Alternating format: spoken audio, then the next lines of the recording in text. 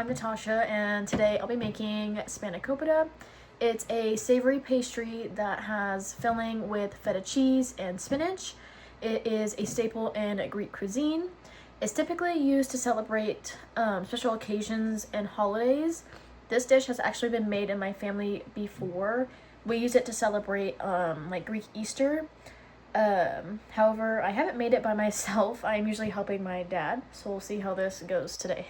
Actually cutting the recipe that I found by like a quarter, just because of what I have. So this will be about 3/4 of an onion that we're using, yellow onion. This is phyllo dough. It's basically just a pastry dough that you can find at literally any freezer section, and everything I got from Walmart and Target. And then I have 3 eggs, feta cheese, which I believe is goat milk cheese, and then also chopped spinach, frozen. It has to be frozen. And then olive oil, dried dillweed, black pepper, and then some garlic cloves. Another thing you can do is also add like a pinch of mint, and it makes it like so much better, but a little goes a long way, so you definitely have to be careful if you do that. I just don't have that on hand. So the first step that we're gonna do is we're gonna take the chopped spinach, and we need to make sure that it's drained. So this is already thawed. It's been sitting in the fridge and it's thawed out, so now there's like a bunch of liquid in there. And the way we're gonna do that is getting a strainer, just pouring it in, and then getting a paper towel and kind of like pressing it and just letting it drain. And then we'll just do that for a little bit. So I'll film that process as well. Okay, I apologize for the noise. Once you have it in the strainer, just go ahead and like literally push it. You want all that liquid that you're seeing right now drained out. My strainer is obviously not the best.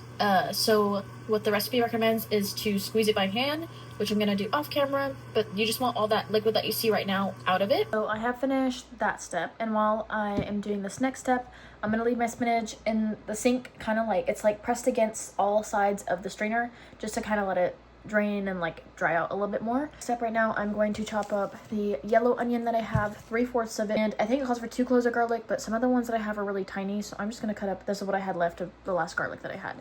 So I'm gonna go chop those up off camera just to have, and then we'll start with creating our mixture. Okay, see how I look? The onions got to me, but now we're gonna make our filling. So I have the chopped onions and chopped garlic in a bowl. And to that bowl, we're gonna add the full thing of feta cheese that I have. And then also to that, you're gonna add your eggs. For dillweed, I'm doing it's 1 3/4 teaspoon. Then I'm gonna do 1 3/4 tablespoons of olive oil. I'm also just gonna add some salt to taste. You don't need that much because the feta cheese by itself is pretty salty. And then a lot of black pepper, just get this. Also just a taste there, as well as spinach. Don't forget the spinach. I'll mix it up and I will show what it looks like. Here is the mixture all mixed up. For the onions, you usually want to have them like super finely chopped, or not super finely chopped, but just finely chopped. I was very much over cutting my onions, so I just did what I could. It's still fine. I'll just have a little bit more, it'll be more prominent. But yes, here is the mixture and what it should look like. So this is the phyllo dough, and it's a little bit hard to work with sometimes, and you want to kind of keep it a little bit moist while in between like working with it. So what I have is what the recipe also said was just like a damp paper towel. I have the plastic wrap over it. I'm gonna set another damp paper towel on top. You don't want it wet, because if you make it wet, it won't be able to work with it as well. And then I'm gonna set a dish towel on top of all that just to lock in the moisture. Okay, I forgot to mention at the beginning of this video, but you also want to use butter. The recipe calls to use olive oil between the phyllo sheets, but I haven't done that before, and I feel like it wouldn't taste as good. So to give us just a little bit extra flavor. So you're gonna start with a stick of butter, melt it completely into a microwave safe bowl. I'm gonna do that real quick. Okay, now that I have the butter melted, what I'm gonna do is line my pan with some of the butter. Just brush it on there. It doesn't have to be super thick, because you're going to be using a lot of it during this process. And also when you melt butter, it's kind of separating from like the oil and whatever else it's made with. They kind of separate it, so just make sure you mix it before you add it. So now that I have it brushed, and you definitely want to do like the sides as well.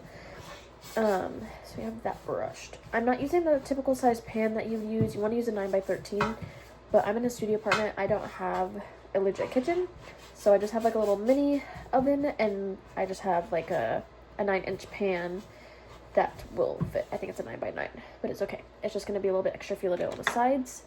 So I'm gonna lay my first sheet, and then after you lay that first sheet, you do another thin layer of butter. You want everything to be covered, and we're gonna keep repeating that process until we have about half of the sheet used, or half of the total package used.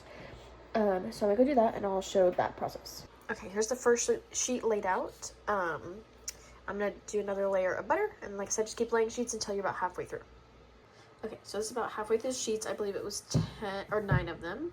So we'll have 18 sheets total. I used 9 of them right now. You want to make sure that the edges are really saturated in the butter. I could have used more. I just didn't want to overdo it as well. Now that we have the 9 sheets, we're going to add all our mixture and do the same thing with the last 9 sheets on top. Okay, so now we have our mixture in there. You want to make sure it's evenly spread as much as you can. One thing to note about the phyllo dough as well is that it's very delicate, so when you're spreading the butter, you definitely want to be gentle with it. And then now that you have your filling in there, it's going to be a lot harder to spread your butter on there and being so gentle, because you don't no longer have like a flat solid surface. It's now a more flat, like mushier surface, so it's going to be a little bit harder to keep it even and spread the butter while being delicate. But I'm going to put the last 9 layers on top, and then it'll be time to do the last final touches and then bake it. Okay, so now I have all my layers on there. My last couple sheets did rip, so at the top amount ended up being a little bit less than 9, but that's okay. It's not too important. The bottom will just be a little bit thicker than the top, but by like, I think it's 2 sheets less. So it's gonna look like this on both sides, and what you're gonna do is what I did here, which is fold over all of these flaps, and I threw a little bit more butter on top just because they are a little bit drier. And so I threw a little bit more butter on top, and then now that those will both be folded over, we're going to throw it in the oven at 325 for an hour, and then we'll see how it looks. Okay, so I actually ended up taking mine out about 10 minutes early. It just has like the perfect golden brown color. I didn't want to overdo it because everything inside is basically already cooked. Like, it's just spinach, cheese. It's the only like the eggs that you really have to worry about. I'll let it cool down before I cut into it. And just some like little side notes about this dish. It overall just reflects like Mediterranean diet and its emphasis on locally sourced ingredients. And it also just shows common cooking methods such as layering and baking. It's typically served as an appetizer or a side dish. It's definitely not something you would just eat on its own. It could, like, if you have something smaller, they can have like size or snack sized ones, as they can be shaped into like triangles, or what we did was more so the casserole, and you can just cut that into squares. And for the overall like nutrition of it, there's not too many calories depending on the serving size that you have and the ingredients that you use, like if you only use olive oil or if you use both olive oil and butter or just butter. But it overall contains protein from the cheese and spinach, fat from the olive oil and butter, as well as the phyllo dough, carbs from the dough, fiber from the spinach, and vitamins from the spinach as well. Again, overall, it's a pretty decent dish and somewhat healthy if it wasn't for all, like, the butter that is included, as there was a full stick in there, and I have definitely used more for bigger casseroles, but, so yeah, a pretty decent dish overall. And then here's it a little bit cut up in some of the cross-section. It is a little difficult to cut without messing up your layers. There's definitely a technique to it, and I'm just impatient, but that's how it turned out. I'm not that good at describing flavors, but the best way to describe it is obviously it's buttery if you use butter rather than olive oil in between the layers of the phyllo dough. So it's definitely buttery. It doesn't taste like cheesy or anything. I really honestly, you obviously taste the spinach. I wish I would have added a little bit more like seasonings. Like I said, if you just add that dash of mint, it changes it so much. I wish I had more feta cheese. It would have made it just overall, like, they just kind of tied, the flavors tied together. It's not too difficult to make. It's just a little tedious, especially with like layering each layer of the phyllo dough, putting butter on each layer, making sure you have like butter on all the corners, like, and then the bake time being 50 minutes, which I feel like maybe it's like not too bad, but I'm just impatient. I obviously will make it again. I've already made it in the past, but again, not on my own. I would definitely make it by myself again, but I think small stuff makes it like easier to have someone else helping you do it, because usually my dad will lay the phyllo dough and I'll butter it, and I feel like that just makes it go by so much quicker. And there's, again, usually a technique, you want to lay them different directions each time, and then you're counting. a lot goes into it. I was just being lazy. It's like, I just made it for myself.